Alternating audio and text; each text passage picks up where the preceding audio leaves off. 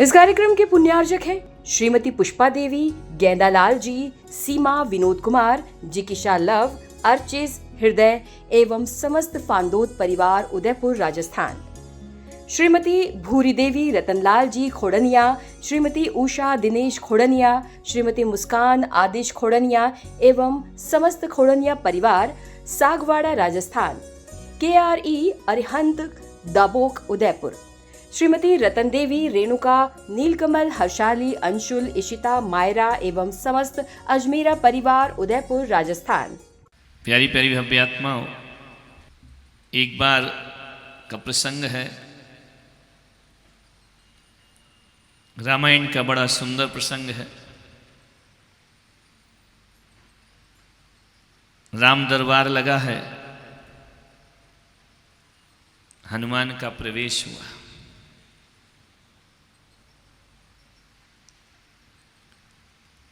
जैसे ही हनुमान आए, हनुमान ने राम के चरणों में अपना शीश रख दिया।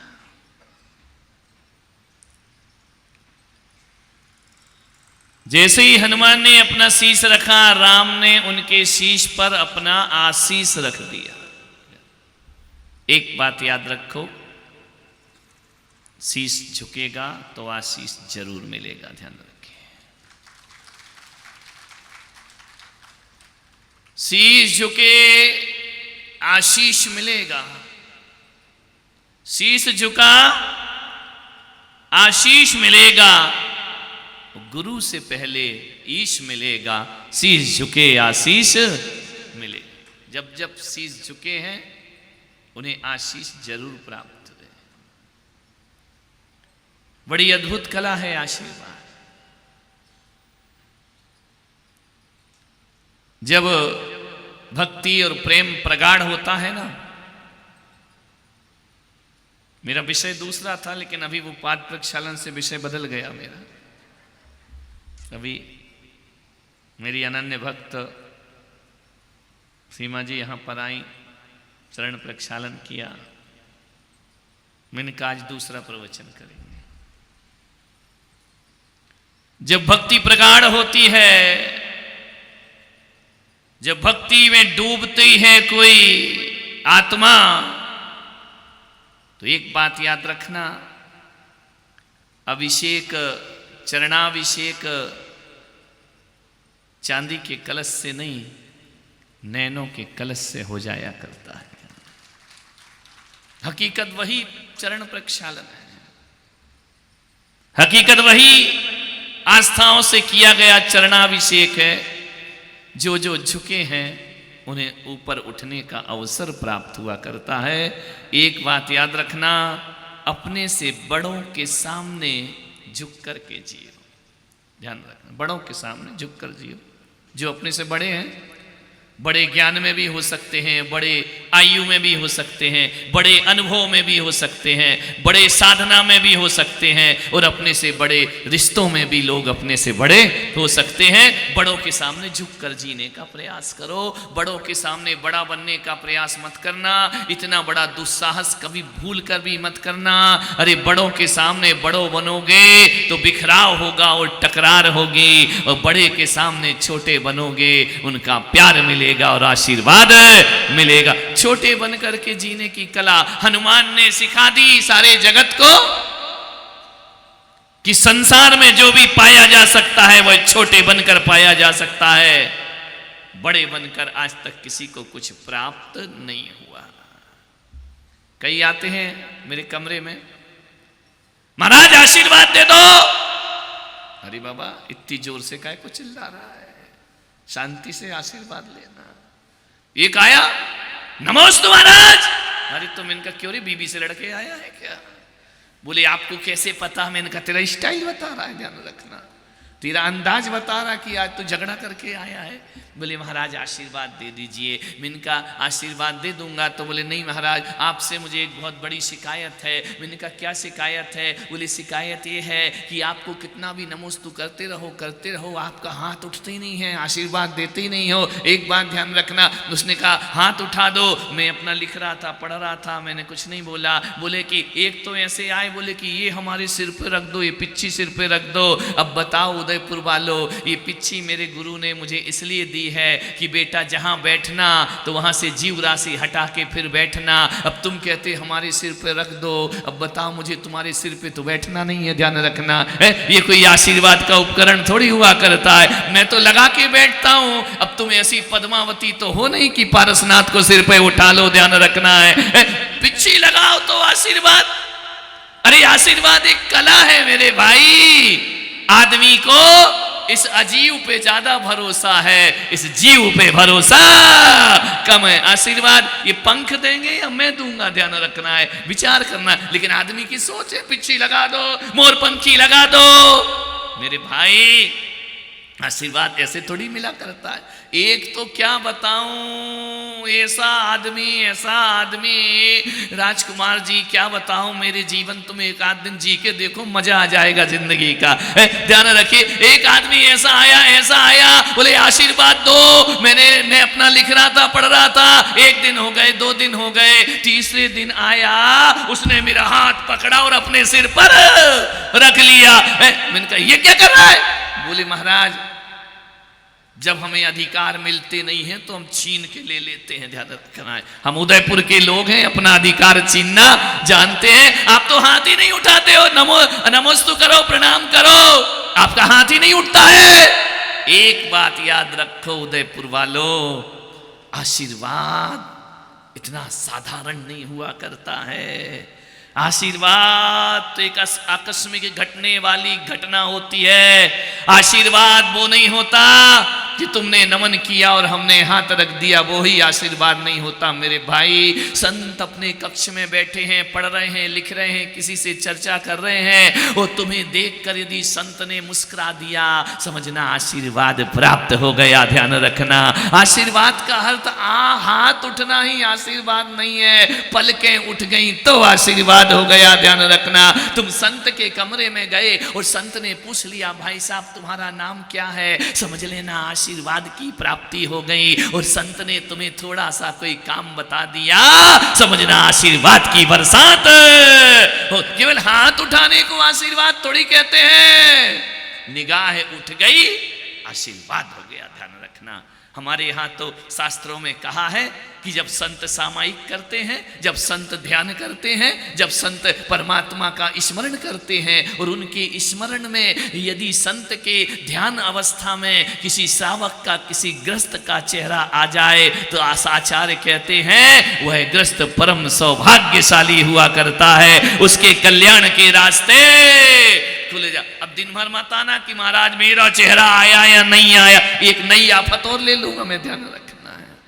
तुमको कुछ भी बताओ तो आफत मोल लेना है और कुछ नहीं है, ध्यान रखना। मानने वाले संत भगवान का ध्यान करे, उसमें ग्रस्त का चेहरा दिख जाए तो समझना भगवान की कृपा उस ग्रस्त पर शीघ्र ही होने वाली है, ध्यान रखना है। वरना संत ग्रस्त का ध्यान क्यों करेगा? संत तो परमात्मा का ध्यान करेगा, अपनी आत्मा का ध्यान करेगा।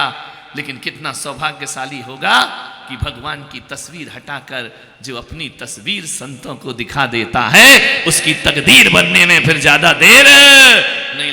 आशीर्वाद क्या है? क्या होता है आशीर्वाद? तुमने मांगा मैंने दे दिया। कई आते हैं बोले डायरी में आशीर्वाद लिख दो, अरे जैसी मेरी वसीयत लिखवा रहा हो, ध्यान रखना है। आशीर्वाद, एक बात याद रखो, आशीर्वाद तो ऐसी घटना है कि देने वाले ने कब दे दिया ये उसे भी नहीं पता, और लेने वाले को कब मिल गया ये उसे भी नहीं पता, ध्यान रखना। आशीर्वाद कोई लेन देन नहीं है, आशीर्वाद कोई व्यापार नहीं है। ये पुलक मंच के जितने युवा बैठे हैं, ऋषभदेव के यहाँ बैठे हैं, पूरा परिवार है, पूरे जुड़े हुए हैं, 100 लोगों का संगठन इन्होंने बना रखा है। बोले महाराज हमारे परिवार को कब आशीर्वाद दोगे, हम कब आकर के आपके चरणों में बैठे, ध्यान रखना है। मैंने कहा ध्यान रखना, आशीर्वाद मांगा नहीं जाता है, आशीर्वाद कोई महोत्सव नहीं हुआ करता है, आशीर्वाद साथ तो एक जीवन की ऐसी घटना है, कब मिल जाए कोई भरोसा नहीं है। मैं इनका ध्यान रखना, आया हूं, ऐसा ना हो कि मैं यहां से चला जाऊं। वो ध्यान रखना, लोग कहते महाराज हमारी पहचान, महाराज इसका नाम जानो, इसको पहचानो।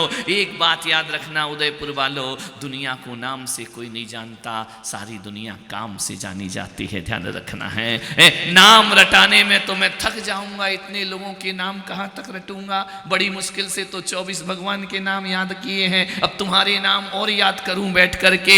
विचार करो, मैं चाहता हूं कि दुनिया नाम से नहीं, दुनिया काम से जानी जाती है। और एक बात याद रखना, संत चरणों में कोई स्थान देता नहीं है, संत चरणों में स्थान बनाने का प्रयास करना पड़ता है। ध्यान रखिए, यहां कोई किसी को आसन नहीं देता है। बेचारे स्वागत में ऊपर आते हैं, इतने में कुर्सी में कोई और बैठ जाता है। ध्यान रखना है, यहां कोई किसी को कुर्सी, यहां बैठे थे वहां पहुंच गए लास्ट में मान्यवर, यहां कोई किसी को कुर्सी नहीं देता, यहां कुर्सी का स्थान खुद बनाना पड़ता है मेरे भाई। यहां कोई आगे आने, ये दुनिया है, ये तुम्हें पीछे ढकेलेगी, कोई भी तुम्हें आगे आने नहीं देगा। और एक बात याद रखना, प्रवचन सभा में आगे सोफे में बैठ जाने से जिंदगी महान नहीं होती है। महान तो वो होती है अपने सत्कर्मों से संत के हृदय में बैठ जाओ, इससे बड़ा आसन दुनिया में कोई दूसरा नहीं हुआ करता है। राम ने अपना आशीष हनुमान की शीश पर रख दिया। ऐसे लगा हनुमान को, ऐसे लगा जैसे अंबर ने धरती का स्पर्श कर लिया हो। रोम रोम रोमांचित हो गए पवन पुत्र हनुमान, आंखों से झरझर आंसू झरने लगे। राम ने कहा कि हनुमान, इतने भाव विवल मैंने तुम्हें जिंदगी में कभी नहीं देखा। बोले भगवान, हम तो सोचते थे कि जंगल में ही आप हमारे साथ हैं, आज अवध में राम दरबार में भी आप अपने भक्त को नहीं भूले, इसलिए मेरे रोम रोम से अश्रु की धारा हो गई। मेरा मन पसीज गया कि इतने ऊंचाइयों पर आने कर वह वनवासी राम जहां राजा राम बन करके, सम्राट बन करके बैठ गए, उसके बाद भी भगवान आपने मुझे याद रखा। ये मेरे जीवन का सबसे बड़ा सौभाग्य है। एक बात याद रखो उदयपुर वालों, मैं यहां से चला जाऊंगा जरूर, रहने थोड़ी आया हूं, ध्यान रखना। चला जाऊंगा दिवाली के बाद, लेकिन एक बात ईमानदारी से बताओ, तुम मुझे याद रखोगे या नहीं? बोलो, रखोगे ना? आगे की लाइन लगता नहीं रखेगी। मीना जी, रखोगे ना? याद रखोगे ना? पक्का? भूलोगे तो नहीं? पक्का याद रखोगे? एक बात याद रखो, मैं यहां से चला जाऊंगा, तुम मुझे याद रखोगे, कोई बड़ी बात नहीं है, ध्यान रखना है। संतों को तो सारी दुनिया याद करती है। संत किसी भी शहर से चला जाए, वो शहर उन्हें याद करता है। तुम मुझे याद रखो, ये कोई बहुत बड़ी बात नहीं, मैं तुम्हें याद रखूं, ये बहुत बड़ी बात हुआ करती है। मैं तुम्हें कैसे याद रखूं? तुमको कुछ करना पड़ेगा इस 4 महीने में, ध्यान रखना है, तब तो तुम्हें हम याद रखेंगे। मान्य हनुमान को राम याद रखे। ऐसे भक्त बनो कि तुम भगवान को याद ना करो, भगवान तुम्हें याद करे तो तुम्हारी भक्ति सार्थक होती है, तुम्हारा जीना सार्थक होता है। भगवान के ओंठों पर तुम्हारा नाम आ जाए, जीवन धन्य धन्य कृत्य हो जाया करता है।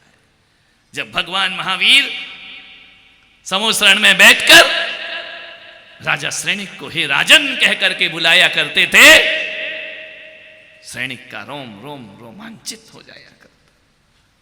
संतों के हृदय पे, संतों की जुबान पर तुम्हारा नाम आना चाहिए। ऐसे कुछ काम अपने जीवन में करके दिखाइए। राम ने कहा हनुमान, इतने भाव विभल कैसे हो गए? आप तो बलवीर हैं, आप तो शौर्यवान हैं, आप तो योद्धा हैं, श्रेष्ठ योद्धा हैं, लेकिन तुम्हारी आंखों से ये जल बह रहा है। एक बात याद रखना, कौन कहता है कि पत्थर नहीं रोते? कौन कहता है कि पत्थर नहीं रोते? हमने तो चट्टानों से झरनों को निकलते देखा है। ध्यान रखना, चट्टानों से झरना फूट पड़ता है। मान्यवर, कौन कहता है पत्थर नहीं रोते हैं? छोटे बन गए हनुमान। बड़ों के सामने बड़े बनोगे, विरोध होगा। चाहे घर परिवार हो, चाहे समाज हो, चाहे राष्ट्र हो, चाहे धार्मिक क्षेत्र हो, बड़ों के सामने कभी बड़े नहीं बनना। छोटे बनो। हनुमान छोटे हो गए, प्रभु की अनुकंपा मिली। संत पुरुषों की, महापुरुषों की अनुकंपा विरलों को मिला करती है। एक बात याद रखना, किस्मत वाला होता है जिसको संतों की कृपा मिलती है। तुमको, मुझे नहीं मालूम कितने किस्मत वाले हो, लेकिन मैं दुनिया में सबसे किस्मत वाला हूं कि मुझे आचार्य पुष्पदंत सागर का आशीर्वाद प्राप्त हुआ करता है। मैं पास रहूं या दूर रहूं, उनका आशीर्वाद सदा मेरे ऊपर बरसता है। आंख मूंदूं तो बरसता है, आंख खोलूं तो बरसता है। मान्यवर, ये सौभाग्य है। एक बात याद रखना, एक बात जिंदगी में कभी भूलना नहीं कि अभागा वो नहीं होता जिसके पास धन दौलत या माया नहीं होती, और अभागा वो भी नहीं होता जिसके ऊपर माँ बाप का साया नहीं होता। अभागा तो वो होता है जिस पर भगवान की छत्र छाया नहीं हुआ करती है। ध्यान रखना, दुनिया में सबसे अभागा वही पुरुष हुआ करता है, भगवान की छत्र छाया नहीं। जुबान पर प्रभु का नाम नहीं, दिल में प्रभु की चाहत नहीं, आंखों में प्रभु की मूरत नहीं, अभागा आदमी है। बड़े बुजुर्गों से कुछ मत चाहो, केवल उनसे आशीर्वाद चाहिए। अभी एक महानुभाव यहां पर आए, उन्होंने कहा कि सम्मेत शिखर की यात्रा कराते हैं, हजारों लोगों को भेजा करते हैं सम्मेत शिखर। क्या नाम है उनका? इंद्रचंद जी मेहता। आके उन्होंने मुझसे कुछ नहीं मांगा, इतने ही कहा, महाराज आशीर्वाद दो, हर बार में हजारों लोगों को सम्मेत शिखर की यात्रा करा सकते हैं। महान होते हैं ऐसे लोग, हजारों लोगों को परमात्मा के दरवाजे पर भेजा करते हैं। ध्यान रखना, क्या मांगा उनने? न धन दौलत माया कुछ नहीं मांगी। क्या मांगा? कि मेरा परिवार खुश रहे, ये भी उन्होंने नहीं मांगा। उन्होंने ये भी नहीं कहा कि मेरा व्यापार बढ़े, उन्होंने कहा बस मेरा व्यापार बढ़े या ना बढ़े, भक्तों की भरमार सम्मेत शिखर पे बढ़ना चाहिए, उसके लिए मैं सतत प्रयत्नशील रहूं। ध्यान रखना, विचार करना है। ज्यादा मान सम्मान बड़ों से मत चाहो, टकराव होगा। झुक जाओ, झुक जाओ। झुकेगा वही जिसमें जान है, झुकेगा वही जिसमें जान है। अकड़ मुर्दे की खास पहचान है, झुकेगा वही जिसमें। कौन झुकता है? जिंदा आदमी, ध्यान रखना, डूबता है, मुर्दा तैर जाता है। ध्यान रखिए। कभी ख्याल किया है कि नदी किनारे जो बड़े बड़े वृक्ष खड़े रहते हैं अकड़ के, और एक बार बाढ़ आ जाए, वह नदी अपने बाढ़ में वृक्षों को जड़ से उखाड़ करके ले जाए। अकड़ में जीता है वृक्ष। लेकिन नदी किनारे कभी देखना, कुछ बेल लताएं भी होती हैं, कितनी भी तेज बाढ़ आ जाए लताएं झुक जाती हैं, पानी उतर जाता है, लताएं फिर लहराने लगती है। ध्यान रखना, ज्यादा मत अकड़ के जियो, झुककर जीने की कला सीखो मेरे भाई। ध्यान रखना, जो अकड़ता है उसे यमराज बहुत जल्दी पकड़ता है। ध्यान रखना, ज्यादा मत अकड़ो, बहुत जल्दी यमराज पकड़ लेगा तुमको। कभी ख्याल किया तुम्हारे मुंह में कितने दांत हैं? बोलो, अरे बोलो यार, अपने ही मुंह याद नहीं है, तुम पड़ोसी का देख रहे, तेरे में कितने हैं? आदमी दूसरों में ही परेशान है। कितने दांत हैं? 32 दांत है ना। एक बार क्या हुआ, एक डॉक्टर के पास एक आदमी पहुंचा, उसके आगे के 4 दांत टूट गए। उसने, डॉक्टर ने कहा कैसे टूटे रे, क्या किया, तू तो जवान है? कि बोले बस डॉक्टर साहब तुम तो नकली लगा दो। बोले टूटे कैसे ये बता? बोले रोटी कड़क थी। तो बोले बोला क्यों नहीं? बोले बोल ही तो दिया था। समझ गए क्या? बोलने से ही टूट गए डॉक्टर। ये ध्यान नहीं बोलता तो टूटते ही नहीं। मानने वाले, आपके 32 दांत हैं आपके मुंह में, जीभ कितनी है? जीभ कितनी है? एक बात बताओ, दांत जन्म के कितने वर्ष बाद आते हैं? महिलाएं बताओ, बच्चे पालते हैं कितने वर्ष बाद? बोलो, उसमें ही डाउट है क्या? ऐसा लग रहा है कि जैसे किसी आया ने बच्चे पाल दिए हो। 8 महीने, ज्यादा से ज्यादा साल भर, है ना? दांत जन्म के साल भर बाद आते हैं, वो जाते कब है? बोलो, मरने से पहले उखाड़ दिए जाते हैं। वो जो जीभ है वो कब आती है? कितने साल बाद आती है जीभ? जन्म से? पेट से ही आती है क्या? बोलो, जीभ जन्म से साथ आती है, गिरती कब है? कब गिरती है? कौन बोला जब गुलाब जामुन बन रहे हो तब पार्टियों में हमारी जीभ गिर जाती है? ध्यान रखना है, जीभ जन्म से साथ आती है और मरते दम तक साथ निभाती है। वो दांत जन्म के 1 साल बाद आते हैं, वो मरने से पहले उखाड़े जाते हैं, क्योंकि जीभ समर्पण में जीती है, जीभ मुलायम है, जीभ झुक करके जी लेती है, लेकिन दांत अकड़ के जीते हैं। इसलिए मैंने कहा, जो अकड़ता है उसे यमराज बहुत जल्दी पकड़ता है। ध्यान रखिए, ज्यादा अकड़ के मत जियो, समय से पहले उखाड़े जाओगे, वक्त से पहले उखाड़ दिए जाओगे। अकड़ में मत जियो, झुक कर जियो, झुक कर जियो। जीभ लचीली है, वह झुक कर के। एक बार दांत और जीभ में झगड़ा हो गया, इतना झगड़ा, इतना झगड़ा, इतना झगड़ा, इतनी लड़ाई। दांतों ने कहा, हे जीभ तू ज्यादा चपड़ चपड़ मत किया कर। तो जीभ ने कहा, क्या कर लोगे तुम हमारा? बोले, हम 32 हैं, तू अकेली है, ध्यान रखना, हम 32, तू अकेली। तो बोले, क्या कर लोगे 32? बोले, हम तुझे काट लेंगे, ध्यान रखना। तो जीभ ने कहा, मेरा कसूर क्या है? बोले, तू बड़ी चालाक है। बोले, कैसी चालाक हो? कि बोले, देखना, चना चबेना कठोर आता है तो हमसे चबवाती है, और रबड़ी मलाई आती है तो खुद चट कर जाती है। हमारा नाम ही नंबर ही नहीं लगता है। माल मलीदा खुद खा जाती है, हलवा ऐसे चबा जाती है। और जब चना चवेना कठोर आता है तो हम दांतों के हवाले कर देते कि तुम चबा के दो तो खाएंगे। ये गड़बड़, ये नहीं चलेगा बिल्कुल। जीभ ने कहा, मैं क्या कर सकती हूँ? मैं कुछ नहीं कर सकती हूँ। बोले, एक बात ध्यान रखा, अगली बार हम रबड़ी भी चबाएंगे और गुलाब जामुन भी चबाएंगे, चमचम भी चबाएंगे। जीभ ने कहा, तो क्या होगा उससे? ध्यान रखना, तुम अकड़ू लोग कितना भी चबा लो, स्वाद तो मैं ही देती हूँ और मैं ही देती रहूंगी। कितना, कैसे चबाओगे तुम? दांतों ने कहा, ज्यादा करेगी तो हम सब मिलकर तुम्हें काट लेंगे। काट लेंगे?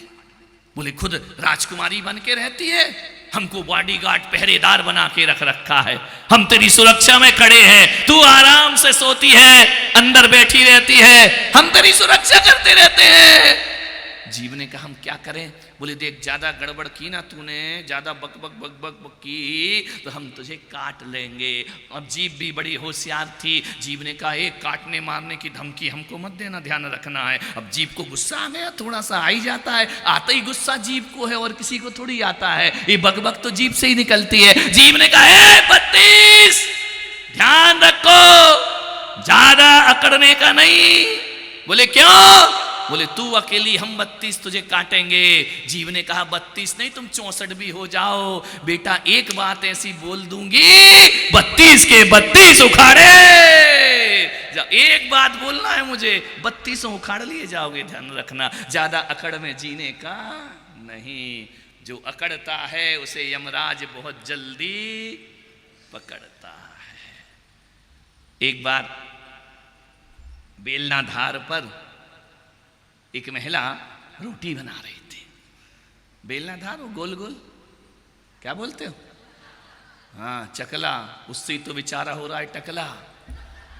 ध्यान रख, इसलिए मैंने चकला बोला ही नहीं। बेलना धार पर रोटी बेली जा रही है, तो जो आटे की होती है ना गोल गोल पीस, हाँ, तुम पूरी रोटी बनाना मुझे ही सिखा दोगे क्या? है ना?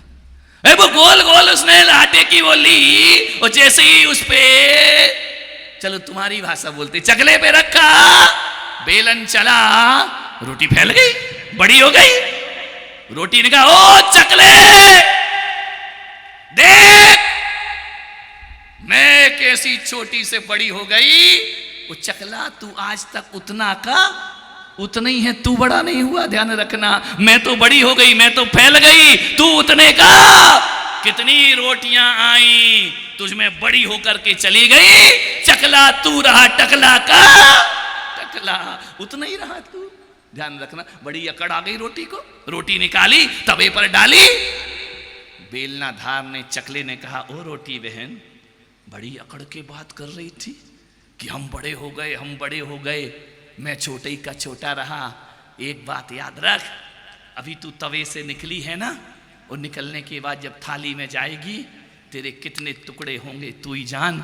मैं जैसा हूं वैसा ही रहूंगा, ज्यादा अकड़ने की जरूरत, मैं जैसा था उतना ही रहूंगा। और तू बड़ी बन गई है ना, तो एक बात ध्यान रख, अभी थोड़े देर बाद तेरे टुकड़े टुकड़े होने, ज्यादा अकड़ के मत जियो। ध्यान रखना, विनम्र झुक के जियो। कितने टुकड़े हो जाते हैं रोटी के। बड़ी अकड़ रही थी, हम तेरे से बड़े हो गए। बड़े हुए तो क्या हुए, जैसे पेड़ खजूर, पंथी को छाया नहीं और फल लागे दूर। मान्यवर, जो बड़े होते हैं ना, वो कहीं भी रहें, कहीं भी बैठें, बड़े हमेशा बड़े ही हुआ करते हैं। ध्यान रखना है, कहीं भी बैठ जाओ, उससे कोई फर्क नहीं पड़ता है। अच्छी सीट, बुरी सीट, ऊपर नीचे, कहीं भी क्या फर्क पड़ेगा। एक बात बताओ, यदि मैं तुमको यहाँ बिठा दूं और मैं वहाँ बैठ जाऊं, तो लोग प्रणाम तुम्हें करेंगे या मुझे करेंगे? ध्यान रखिए, बताइए किसको करेंगे। मैं सबसे लास्ट की सीट पर भी बैठ जाऊं तो सबके चेहरे उस तरफ मुड़ जाएंगे, लोग मुझे प्रणाम करेंगे। मान्यवर, एक बात ध्यान रखना, एक बात जिंदगी में कभी नहीं भूलना, महान स्थान पर बैठने से आदमी महान नहीं होता। महान आदमी जहाँ बैठ जाए वो स्थान महान हो जाया करता है। ध्यान रखना, महान स्थान मत ढूंढो, महान बनने का प्रयास करो जीवन में। हनुमान बड़े महान थे। हनुमान को भाव विभल देखकर श्री राम ने कहा कि हनुमान, तुमने मेरा संकट में बहुत साथ दिया है। सारी दुनिया संकट में भगवान से साथ मांगती है, कोई बिरले होते हैं जो संकट में भगवान का साथ दिया करते हैं। ध्यान रखना, सारी दुनिया को संकट पड़ता है तो राम को याद करते, महावीर को याद करते हैं, अपने आराध्य को याद करते हैं, लेकिन बहुत कम लोग होते हैं जो संकट में भगवान का साथ दिया करते हैं। ध्यान रखना, आंधियों में दीप जलाना सबके बस की बात नहीं है, और बुरे समय में साथ निभाना सबके बस की बात नहीं है। सारी दुनिया पारसनाथ से कहती है कि भगवान हमारी रक्षा करो, कोई बिरले धर्मेंद्र पद्मावती होते हैं जो पारसनाथ की रक्षा करने को खड़े हो जाया करते हैं। सदभक्त वही होते हैं। ध्यान रखना, सच्चे भक्त वही होते हैं। मुकुट सप्तमी आ रही है, परसों के दिन विराट शोभा यात्रा चलेगी। मेरे आराध्य पारसनाथ भगवान की समोसरण का विहार यहां पर होगा। ध्यान रखना, मान्यवर, तुमने संकट में हनुमान मेरा बहुत साथ दिया। हनुमान ने कहा, प्रभु मुझे शर्मिंदा मत करो। भक्त की भाषा देखो, मुझे शर्मिंदा मत करो नाथ, मुझे इतना नीचा मत दिखाओ। फिर भी राम ने कहा कि हनुमान सुनो तो, तुमने मेरा संकट में इतना साथ दिया है, आज मैं राज सिंहासन पर बैठा हूं अयोध्या के, मेरा मन करता है हनुमान कि तुम्हें कुछ दे दूं। एक बात याद रखना, बड़ों से मांगना मत। जिंदगी तब खुशहाल होती है जब बड़े खुद कहते हैं कि मैं तुम्हें यह देना चाहता हूं। ध्यान रखना, ध्यान रखना, खुद ही को कर बुलंद इतना कि हर तकदीर लिखने से पहले खुदा बंदे से खुद पूछे, बता तेरी रजा क्या है। ध्यान रखना है, भगवान खुद पूछे कि बोल तू क्या चाहता है। राम ने कहा कि हनुमान, जिसने मेरा 14 वर्ष में साथ दिया उसको बदले में कुछ ना कुछ मैंने जरूर दिया है। एक बात याद रखना, संत पुरुष, महात्मा पुरुष, भगवान पुरुष मुफ्त में किसी का कुछ नहीं लेते हैं, बदले में कुछ ना कुछ जरूर दिया करते हैं। उन्होंने कहा कि देखो, अंगद ने मेरा साथ दिया, मैंने उसे किष्किंधा का राजा बना दिया। ध्यान रख, अंगद ने साथ दिया था श्री राम का, मैंने उन्हें किष्किंधा का राजा बना दिया। सुग्रीव ने मेरा साथ दिया, मैंने उसे लंकेश बना दिया, लंकापति बना दिया। ध्यान रखना, लंकापति रावण की मृत्यु के बाद नहीं, जब विभीषण रावण को छोड़कर राम की शरण में आया था तो पहला शब्द श्री राम ने कहा था, लक्ष्मण ने कहा वो शत्रु का भाई है, श्री राम ने कहा कि नहीं, जो शस्त्र छोड़ के आया है वह शत्रु भाई तो छोड़ो, शत्रु भी आए तो राम उसे गले लगाने को तैयार रहा करते हैं। ये भारत की सत्य सनातन परंपरा है। उसी समय राम ने कह दिया, आओ लंकेश, तुम्हारा स्वागत है। सुग्रीव ने देखा, लंकेश तो रावण है, भैया है। राम ने कह दिया, यदि मेरे मुंह से लंकेश निकल गया तो रघुकुल रीत सदा चले आई, प्राण जाए पर। अभी वचन नहीं देखा, अभी श्री राम ने ये नहीं देखा कि इसके आने का अभिप्राय क्या है, ये विभीषण क्यों आ रहा है। पहले ही शब्द हो गया, आओ लंकेश, तुम्हारा शब्द दे दिया, वचन दे दिया कि मैं तुम्हें लंकेश बना के रहूंगा। ध्यान रखना है, विभीषण ने साथ दिया, लंका का राजा बना दिया। हनुमान, तुमने तो मेरा बहुत साथ दिया है, मैंने सबको सब कुछ दे दिया, तुम्हें कुछ नहीं दिया आज तक।